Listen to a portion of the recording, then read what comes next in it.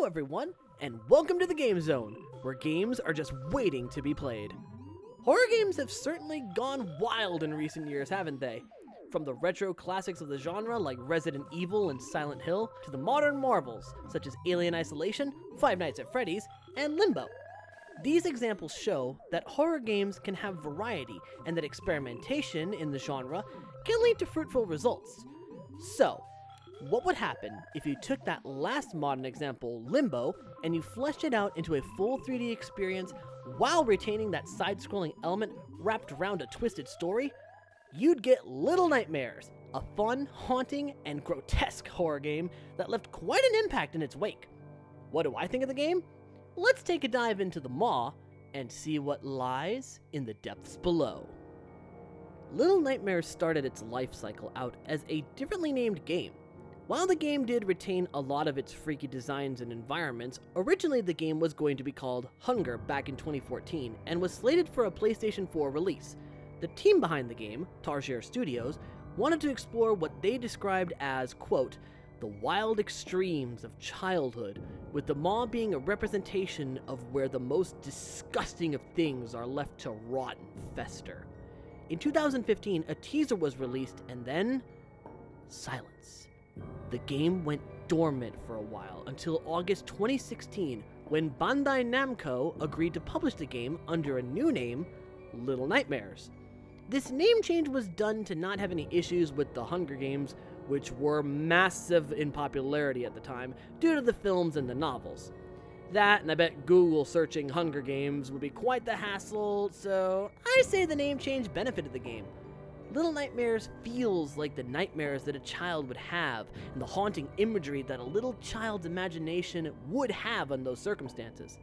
The game did quite positively upon release, and a sequel was recently released, so I'd say the efforts of the team were a success. Now, let's see how all these nightmares come to play. Gameplay with Little Nightmares is simple but effective. You play as a small raincoated child named Six as you run, jump, pull, push, swing, throw, sneak, and slide your way through a multitude of dangers, big and small. Sometimes, a situation calls for you to hold the run button down and book it before getting caught, while other times, you need to hold the trigger button down and sneak your way through the shadows or through ventilation shafts. 1 minute, you might be swinging across a gaping hole, and the next, you're sliding under a door that's about to slam and trap you in a killer situation. Depending on the situation, you have the moves necessary to maneuver through the danger, and in some instances, that solution can be tough to see. Environments in this game allow you to explore the backgrounds and offer a bevy of hiding spots, including tables, behind walls, among others. In each area of the maw that you visit, you'll face a new danger that could range from an army of leeches, a long-armed lanky man, a pair of brutal chefs. Chefs? What the hell is a chef? A pair of brutal chefs, and the mysterious, elegant Lady of the Maw. If you can make use of your quick speeds, hiding tactics, and item holding, you can survive. If not, however, Six will meet an unfortunate end. Though not everything is out to kill you, as you roam, you will find what this game called gnomes. Sometimes, they will run like a scared little bug, but all you gotta do is give them a hug. After that, they'll like ya. And yes, that was intentional rhyming. You're welcome.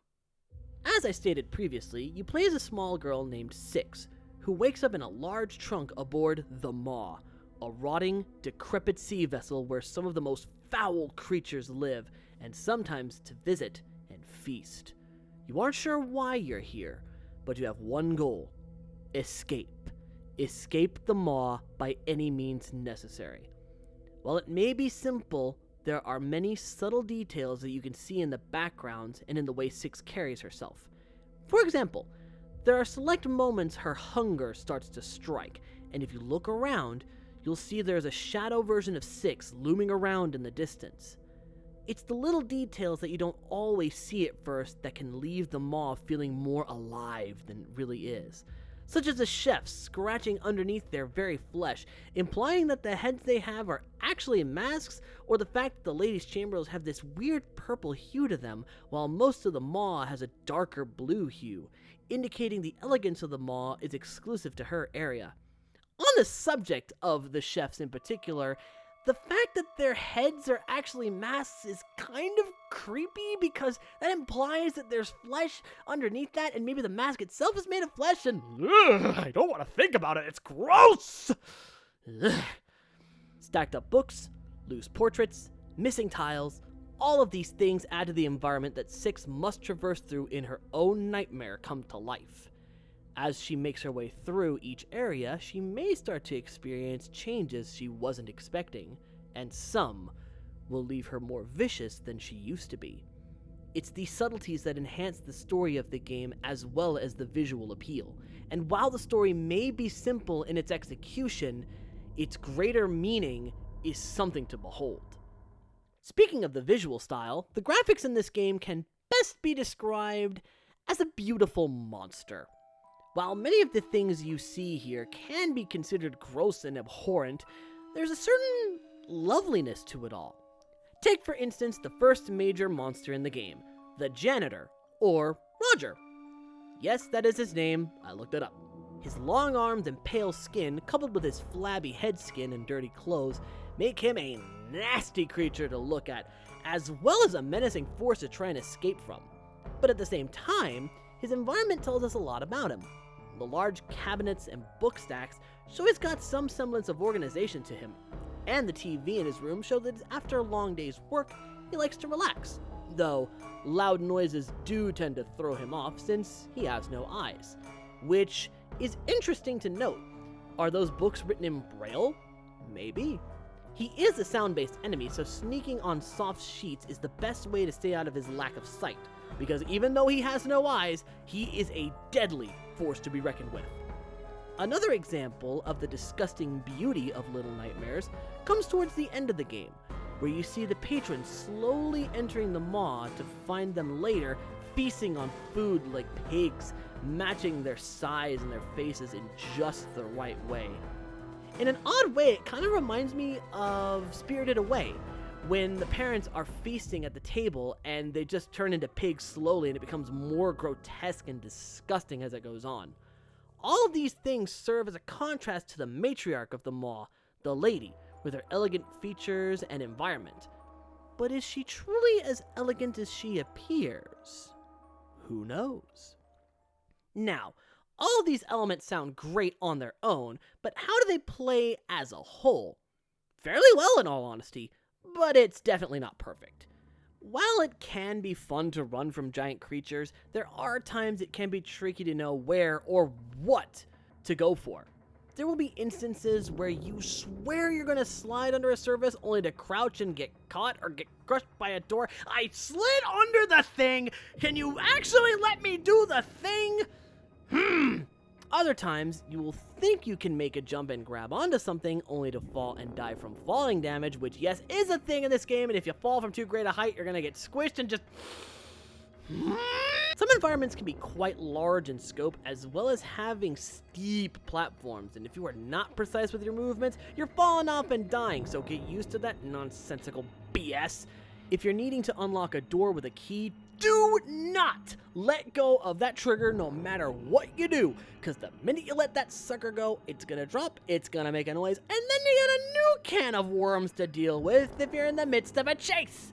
Another minor gripe I can have at times is the precision to hit certain buttons or switches with objects you find in the environment. It can be kind of tricky to get them, and when you think you hit the switch and then you miss it, it hurts the soul, man.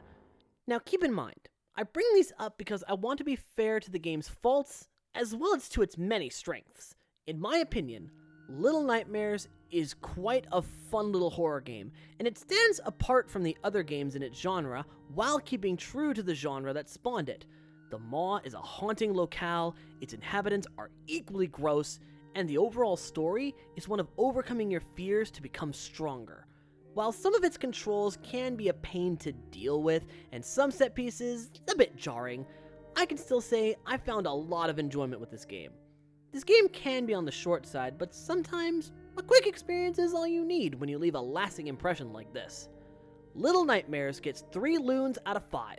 It's a very entertaining horror game that has a lot of small details to analyze and admire, and while it can be tricky to manage at times, it's well worth the money. Sale or full price recommended for this one.